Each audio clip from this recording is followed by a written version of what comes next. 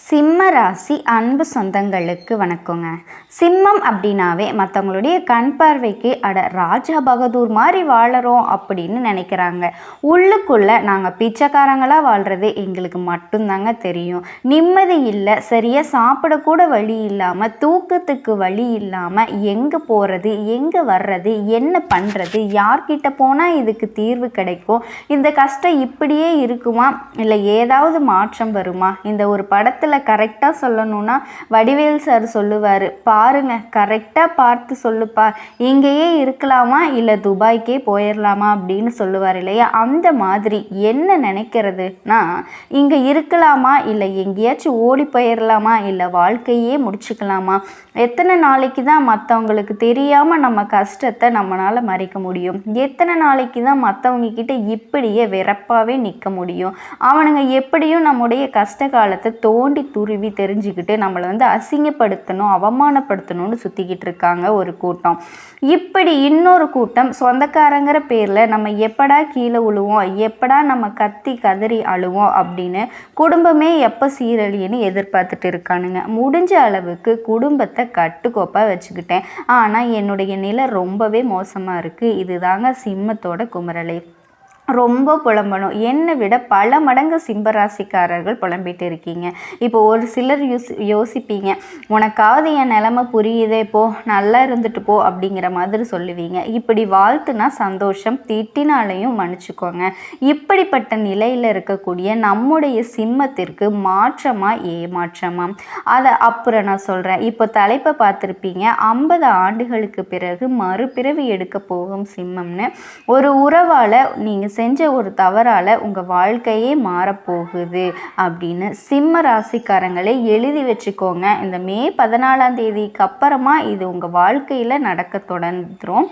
சொல்லப்போனால் உங்கள் தலைவிதியே மாறும்னு வச்சுக்கலாம். அது சரி, ஆல்ரெடி அந்த ஆளுக்கு இருக்குதான் விட்டுருக்காரு.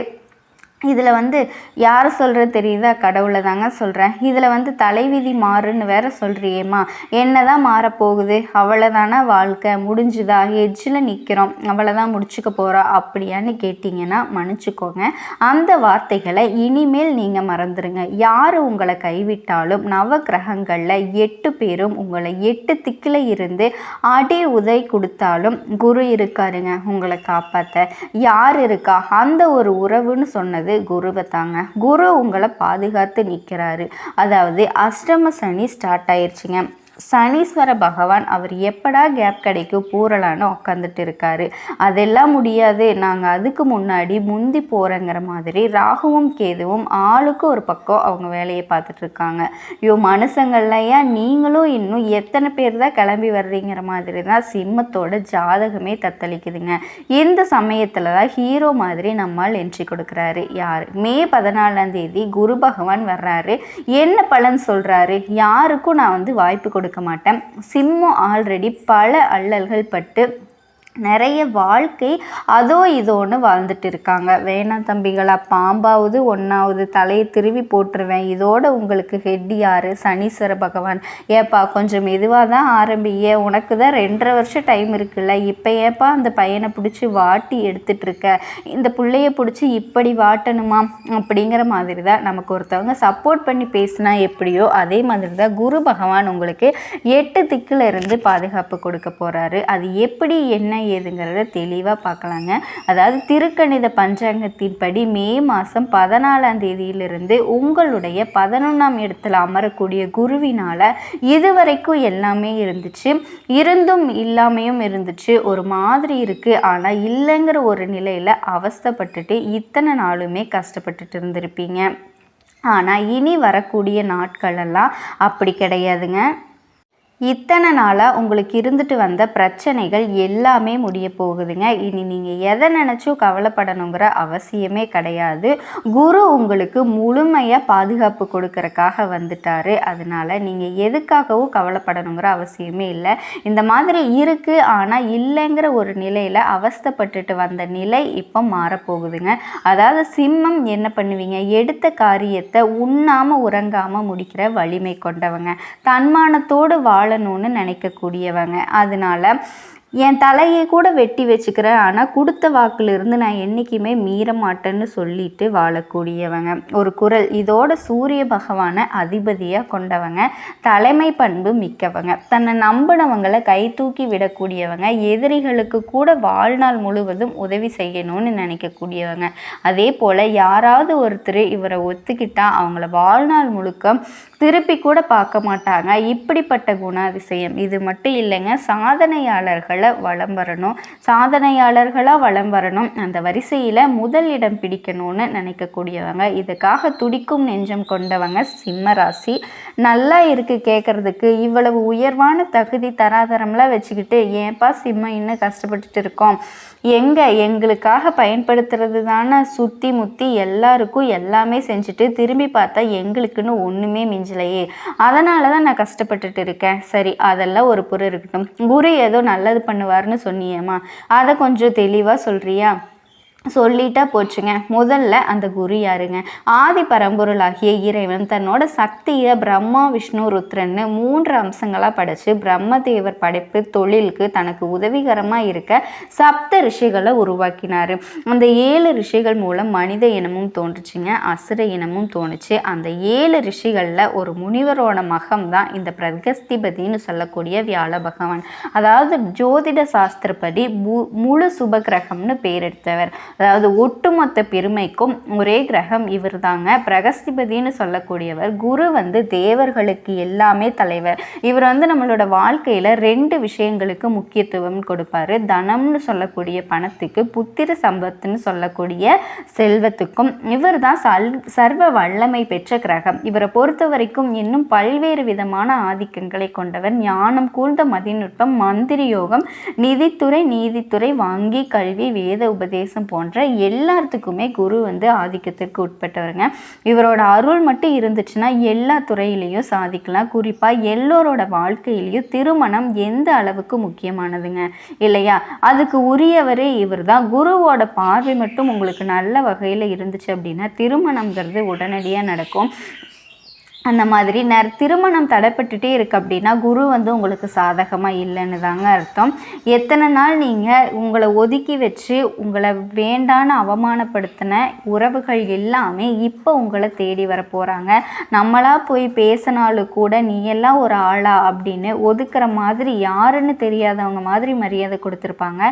எவ்வளவு நெருங்கிய சொந்தமாக இருந்தாலும் நம்மளை தூக்கி எறிஞ்சிருப்பாங்க. ஆனால் இனி அது மாறுதுங்க. அவங்க வழியை உங்ககிட்ட பேசுவாங்க, ஆனால் நீங்கள் அவங்கள ஒதுக்க மாட்டீங்க.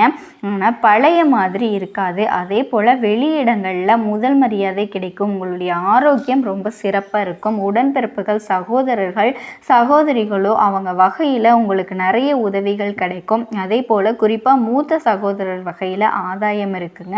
அடுத்தது அரசு காரியங்கள் எல்லாமே சீக்கிரமாக முடியும். குடும்பத்தில் இருந்து வந்த பிரச்சனைகள் நீங்கி சந்தோஷம் பல மடங்கு அதிகமாக போகுதுங்க. இப்போ குருவுடைய பார்வைக்கான பலன்களை பார்க்கலாம். உங்களோட 3ஆம் வீட்டை குரு பார்க்குறாரு. இளைய சகோதரர் வகையில் உங்களுக்கு இருந்து அந்த கசப்பு உணர்வு நீங்குது. சமூகத்தில் அந்தஸ்து உயருது. முன்னேற்றம் பலரையுமே வேகைக்கும். இவன்லாம் மேலே வரமாட்டான்னு நினச்சி இப்போ பார்த்தா என்னம்மா இப்படி வளர்ச்சி அடைஞ்சு நிற்கிறான் அப்படின்னு யோசிப்பாங்க. அதே போல் தன்னம்பிக்கையும் தைரியமும் அதிகமாகுது. உங்கள் ராசியில் 5ஆம் வீட்டையும் இவர் பார்க்குறாரு. குழந்தை பாக்கியம் இல்லாத சிம்ம ராசி தம்பதிகளுக்கு குழந்தை பாக்கியம் கிடைக்கும். பிள்ளைகளுக்கு திருமணம் சிறப்பாக முடியுங்க. ரொம்ப நாளாக தடைப்பட்டுட்டு இருந்த விஷயங்கள் எல்லாமே முடியும். ரொம்ப நாளாக திருமண வரனே அமையலை, சிறப்பான வரன் அமையுங்க. பூர்வீக சொத்து பிரச்சனைகளுக்கு நல்ல தீர்வு கிடைக்கும். தந்தை வழி சொத்துக்கள் இப்போ கேட்டு வாங்குவீங்க. உங்கள் ராசிக்கு 7ஆம் வீட்டையும் குரு பார்க்குறாரு. இது வரைக்கும் உங்களுக்கு இருந்த சோர்வுகள் விளங்கி மனசில் புது தெம்பு பிறக்கும். எதிர்பார்த்த வகையில் கையில் பணம் வருங்க. முடிஞ்ச வரைக்கும் சேமிக்க பாருங்கள். சொந்த பந்தங்களோட வருகையினால் வீடே களை கட்டும். அதே போல் குலதெய்வ பிரார்த்தனைகளை நிறைவேற்றுவீங்க. குடும்பத்தோடு போயிட்டு அடுத்தது குரு பகவான் நட்சத்திர சஞ்சாரம் உங்களோட சுகாதிபதியுமான பாக்கியாதிபதியுமான செவ்வாயோட நட்சத்திரத்தில் வரக்கூடிய இந்த நாட்களில் குரு பகவான் போகிறதுனால எல்லா வகையிலையுமே வெற்றி இருக்குது. தள்ளி போன விஷயங்கள், புதுமனை புகுதல், திருமணம் நல்லபடியாக முடியும். அதே போல் ராகுவோட நட்சத்திரத்துலேயும் குருவோட பார்வை விழுறதுனால, அவர் பயணிக்கிறதுனால கணவன் மனைவி உறவுக்கிடையே விட்டு கொடுத்து நடந்துக்கோங்க. அதுதான் உங்களுக்கு ரொம்ப நல்லது. அதே போல் வியாபாரத்தில் பங்குதாரர்களை கவனமாக இருக்கணும். உங்களுடைய பூர்வ புண்ணியாதிபதியும் அஷ்டமாபதியுமான குரு பகவான் அவரோட நட்சத்திரத்திலேயே சஞ்சாரம் செய்கிறதுனால, பயணம் பண்ணுறதுனால உங்களுடைய பிள்ளைகளுக்கும் வேலை கிடைக்கும். உயர்கல்வி, உத்தியோகம் இது பொறுத்து வெளிநாட்டுக்கு போவீங்க. பூர்வீக சொத்து எல்லாமே உங்களுக்கு கிடைக்கிறதுக்கான வாய்ப்புகள் இருக்குது. சிம்ம ராசி அன்பு சொந்தங்கள் நீடித்த செல்வமும் நிலைத்த புகழும் பெற்று வாழ்க வளமுடன். குத்தனா எப்படி இருக்கும்? இந்த மாதிரி துரோகங்களை அதிகமாக சிம்ம ராசி பார்த்துருக்கும். பல துரோகங்களை தாங்கி இருக்கிறதுனால தான் பாறை மாதிரி மனசு இறுகி போச்சுங்க. யார்கிட்டையுமே அந்த பாசத்தை எதிர்பார்க்கறதும் கிடையாது, யார்கிட்டையுமே அந்த மென்மையான முகத்தை காட்டுறதும் கிடையாது. ஆனால் இதை வச்சு இவளுக்கு துரோகம் செஞ்சவங்களை என்ன சொல்லுவாங்கன்னா, அவங்களுக்கு சிரிக்கவே தெரியாது, உம்முன்னு இருப்பாங்க, பாறை மாதிரி இருக்காங்க அப்படின்னு சொல்லுவாங்க. நான் கல்லாக இருக்கேன் இல்லை கலையாக இருக்கேன், கனிவாக இருக்கேன் இல்லை கஷ்டத்தில் இருக்கேன், உனக்கு என்ன போடா அப்படின்னு ஒதுங்கி தான் வந்துட்டு இருக்கும். இப்படி இருக்கக்கூடிய சிம்மத்துக்கு தலைப்பை பார்த்துருப்பீங்க. ஜூன் 15 முதல் தலைகீழாக மாறப்போகும் வாழ்க்கைன்னு. இனி வரக்கூடிய நாட்கள்ங்க இது. இனி சிம்மத்துக்கு இந்த ஜூன் மாதம் 8ஆம் தேதிக்கு பிறகு சிம்ம ராசியோட வாழ்க்கையில் சில அதிசயங்கள்லாம் நிகழப்போகுது. இது என்ன ஏதுங்கிறத நம்ம தெளிவாக பார்க்கலாம். எங்கள் வாழ்க்கையில் அதிசயம் நிகழுதுன்னா அது என் குடும்பத்தார் என்னை ஏற்றுக்கிறது தான், என் குடும்பத்தார் என்னோட கஷ்ட நஷ்டங்களை புரிஞ்சுக்கிறது தான். இப்படி கூட இப்போ சிம்மராசிக்காரங்கள் யோசிப்பீங்க. ஏன்னா எப்போவுமே குடும்பம்னு குடும்பத்தோட நலனுக்காகவே வாழக்கூடியவங்க. உங்களை பொறுத்த வரைக்கும் என்னதான் அஷ்டம சனியாகவே இருந்தாலும் சரிங்க, ஜாக்பாட் அடிக்கும், அதிர்ஷ்டம் இருக்குதுங்க. கேட்கவே வித்தியாசமாக இருக்காம எல்லாருமே பார்த்தீங்கன்னா, அடடா அஷ்டம சனி, நீ அப்படி ஆயிடுவ இப்படி ஆயிடுவேன்னு எங்களை ஒரு மாதிரி பயமுறுத்திட்டே இருக்கக்கூடிய இந்த நேரத்தில் நீ என்னமா அதிர்ஷ்டம் கொட்டுதுன்னு சொல்கிற அப்படின்னு தானே கேட்குறீங்க. கொஞ்சம் தெளிவாக சொல்கிறியா அப்படின்னு. என்னதான் எங்கள் வாழ்க்கையில் நடக்க போகுது அதை என்னன்னு தெளிவாக சொல்கிறதுக்கு முன்னாடி சிம்ம ராசி, உங்கள் ராசியில் எந்தெந்த கிரகங்கள் எங்கே இருக்காங்க, நவ கிரகங்களோட அமைப்பு, இதோட அந்த ஜூன் மாதத்தில் எந்தெந்த கிரகங்கள் மாற்றமாகறாங்க, இந்த ஜூன் மாதத்தை பொறுத்து நட்சத்திரங்கள் எப்படி இருக்க போகுது. பூர நட்சத்திரம், உத்திர நட்சத்திரம் 1ஆம் பாதம் ராசியில் கிரக நிலைன்னு பார்த்தோன்னா கேது பகவான் உட்கார்ந்துருக்காருங்க. அடுத்தது கலஸ்திரஸ்தானத்தை பொறுத்த வரைக்கும் சனி பகவானும் அவருடைய ராகு பகவானும் பாக்கியஸ்தானத்தை பொறுத்த வரைக்கும் சுக்கிர பகவான். அடுத்தது தொழில் ஸ்தானத்தை பொறுத்த வரைக்கும் உங்களுடைய அதிபதி சூரிய பகவான், அவர் கூடயே புதன் பகவானும் கூட்டணியில் இருக்காங்க. இதை அடுத்து லாபஸ்தானத்தை பொறுத்த வரைக்கும் குரு பகவானும் அயன சயன யோகத்தை பொறுத்த வரைக்கும் செவ்வாய் பகவானும் அவர் கூடவே சந்திர பகவானும் வலம் வர்றாங்க. அடுத்த கிரக மாற்றம்ங்கிறது இந்த மாதத்தை 10-5 கிரக மாற்றம் நடக்குதுங்க. வரக்கூடிய இந்த நாட்கள் எல்லாம் புதன் பகவான் தொழில் ஸ்தானத்திலிருந்து மாறுறாரு லாபஸ்தானத்துக்கு. அடுத்தது 2ஆவதா 8/6/2025 அன்னைக்கு செவ்வாய் பகவான் அயன சயன யோகஸ்தானத்திலிருந்து ராசிக்கு மாறுறாரு. 3ஆவது 14/6/2025 அன்னைக்கு சூரிய பகவான் தொழில் ஸ்தானத்திலிருந்து லாபஸ்தானத்துக்கு மாற போறாரு. 4ஆவதா 22/6/2025 அன்னைக்கு புதன் பகவான் லாபஸ்தானத்தில் இருந்து அயன சயன யோகத்துக்கு மாற போறாருங்க. இது அடுத்து கடைசியா மாச இறுதி நாள்னு சொல்லக்கூடிய 29/6/2025 அன்னைக்கு சுக்கிர பகவான் பாக்கியஸ்தானத்துல இருந்து தொழில் ஸ்தானத்துக்கு மாற போறாரு. இதை வச்சு வாழ்க்கையில உயர்ந்த லட்சியத்தோட பயணம் பண்ணக்கூடிய உங்களுக்கு நீங்க எதுலேயுமே முதல்ல இருக்கணும்னு நினைப்பீங்க. அதுக்கு பலம் சேர்க்கக்கூடிய வகையில இந்த மாதம்ங்கிறது உங்களுக்கு வேகத்தை விட்டு விவேகமாக செயல்பட்டு வெற்றியை தொட போகிறீங்க.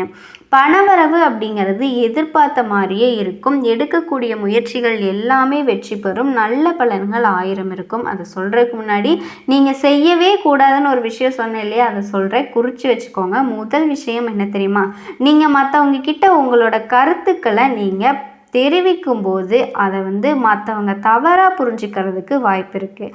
அதுக்கு இடம் கொடுக்காம இருக்கணும். சரிங்களா? முடிஞ்ச அளவுக்கு யாருக்குமே அட்வைஸ் பண்ணாதீங்க, யாருக்குமே வந்து ஃபஸ்ட்டு நல்லது நினைக்காதீங்க. அப்போ நாங்கள் சுயநலமாக இருக்கணுமா? ஆமாங்க, கொஞ்சம் சுயநலமாக இருங்க. மற்ற பொது நாள் எல்லாம் பரவாயில்ல, செஞ்சு நிறைய வாங்கியாச்சுங்க. அதனால ஓகேங்களா, நான் வந்து அடுத்தவங்களுக்கு தீங்கு செய்யணும்னு சொல்லலை. உங்கள் வேலையை மட்டும் பாருங்கள், உங்களுடைய நலனுக்காக பாடுபடுங்க வைங்கன்னு தான் சொல்கிறேன். இதை மட்டும் ஃபாலோ பண்ணுங்க. அடுத்ததாக பார்த்தீங்கன்னா, தொழிலையும் சரி வியாபாரத்துலேயும் சரி உங்களுக்கு இருக்கக்கூடிய போட்டிகள் எல்லாமே அகழுது. எதிர்பார்த்த அளவு வியாபாரத்தில் லாபம் கிடைக்கும். கூட்டு தொழில் பண்ணுறீங்களா, வியாபாரம் செய்கிறீங்களா, கவனமாக இருக்கிறது நன்மையை கொடுக்கும். இது உத்தியோக பணிகளை பொறுத்த வரைக்கும் வீண் அலசி சிந்திக்கிறதுக்கு வாய்ப்பு இருக்குங்க. மேலதிகாரிகள் சொல்கிற மாதிரி நடந்துக்கோங்க. சக ஊழியர்கள் வந்து உங்களுக்கு ஆதரவாக இருப்பாங்க. ஸோ எப்படி பார்த்தாலும் சிம்ம ராசிக்காரங்க யார்கிட்டையுமே கவனமாக இருக்கணுங்க. எந்த விஷயத்துலையுமே கவனமாக இருங்க. யாரையும் நம்பிடாதீங்க. சிம்ம ராசிக்காரங்க நிறைய பேரை நம்பி ஏமாந்துருப்பீங்க. நல்லவங்க மாதிரியே நடந்துட்டு நிறைய வேலையை பார்த்துருக்காங்க. அது பின்னாடி தெரிஞ்சுக்கிட்டு நிறைய விஷயங்களை நீங்கள் இழந்திருக்கீங்க. வாழ்க்கையில் இது வரைக்குமே பார்த்தீங்கன்னா சரி செய்ய முடியாத அளவுக்கு பாதிப்புகளை அனுபவிச்சுட்டு இருக்கீங்க. அதனால யாரையுமே நம்பாதீங்க. அடுத்தது, குடும்பத்தில் இருந்து வந்த கருத்து வேறுபாடு நீங்குதுங்க. கணவன் மனைவி கிட்டேயே மனஸ்தாபங்கள் அகலுது. இருந்தாலும் திரும்ப சொல்றது ஒன்னே ஒண்ணுதான், எதையோ கவனமா செய்யுங்க, கவனமா பேசுங்க. இதை பிள்ளைங்க கிட்ட அன்பா நடந்துக்கோங்க. அது வந்து உங்களுக்கு நன்மை கொடுக்குங்க. அக்கப்பக்கத்தில் இருக்கவங்க கிட்ட வீண் வாக்குவாதங்களை தவிர்க்கிறது ரொம்பவே நல்லது. சிம்ம ராசிக்காரங்க பேச்சுக்குன்னு ஒரு தகுதி தராதனம் இருக்குது. அது எல்லார்கிட்டேயும் பேசினா மதிப்பில்லைங்க, நமக்கு மதிப்பில்லாமல் போயிடும். ஸோ இதனால் முடிஞ்ச அளவுக்கு அமைதியாக இருங்க. நடக்கிறதெல்லாம் உங்களுக்கு நல்லதாக மாறிடும். அடுத்தது, பெண்களை பொறுத்த வரைக்கும் விவேகமாக செயல்பட்டு வெற்றியை பெற போகிறீங்க. எதிர்பார்த்ததுக்கு மாறாக சில காரியங்கள் நடக்கும். அதனால் கவனம் தேவைங்க. நீ நல்லதை சொல்கிறியா இல்லை பயமுறுத்துறியா அப்படின்னு கேட்குறீங்க. நல்லது கூடவே கெட்டதும் இருக்குங்க. உஷாராக இருங்கன்னு சொல்கிறேன். வீண் அலைச்சல் ஏற்படலாம். அடுத்தது, கலைத்துறையில் இருக்கவங்களுக்கு ஆண்களாக இருந்தாலும் பெண்களாக இருந்தாலும் ஆதரவு கிடைக்க போகுதுங்க. பழக்க வழக்கங்களில் கவனம் தேவை. ஏன்னா இந்த கலைத்துறையை பொறுத்த வரைக்கும் தாங்க நிறைய ஏமாற்றத்தை பார்த்துருப்பீங்க. வாய்ப்பு வாங்கி கொடுப்பாங்க அப்படின்னு சொல்லிட்டு ஸோ உஷாராக இருங்க. அடுத்தது, நண்பர்கள் மூலம் வீண் அலைச்சல் எல்லாம் குறையும்.